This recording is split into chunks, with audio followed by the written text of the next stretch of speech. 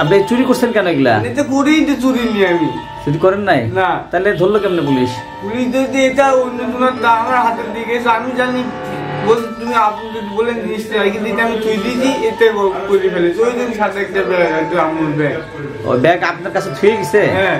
মিলপাড়া মোহনী মিল কুষ্টিয়া, তার কাছে একটি ব্যাগ দেখে আমার টিজি পার্টির যে ইনচার্জ আছে তাদের সন্দেহ হয়।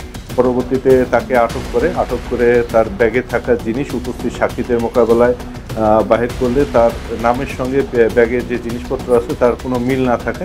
পরবর্তীতে আমরা তাকে আটক করে জিজ্ঞাসাবাদ করি। জিজ্ঞাসাবাদে সে জানায় যে সে এই ব্যাগটি মৌলভীবাজারের কুলাউড়া থানা রেলওয়ে স্টেশনে একজনের যাত্রীর নিকট অগোচরে সে এটা চুরি করে সে কুষ্টিয়ার উদ্দেশ্যে বেনাপোল ট্রেনে করে আসতেছিল।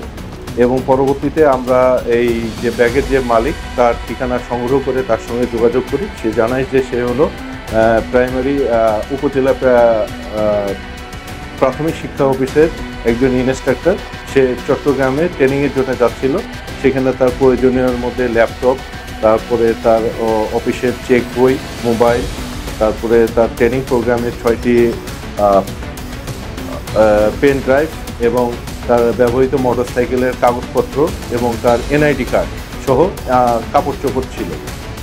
এই সংক্রান্তে আমরা আমাদের ঊর্ধ্বতন কর্তৃপক্ষের সঙ্গে কথা বলে একটি নিয়মিত মামলা রুজু করেছি এবং যার মালামাল চুরি হয়েছে সে বিজ্ঞ আদালতে আবেদন করলে পরবর্তীতে আদালতের অনুমতি সাপেক্ষে তার জিনিসপত্রগুলো আমরা তাকে হস্তান্তর করি।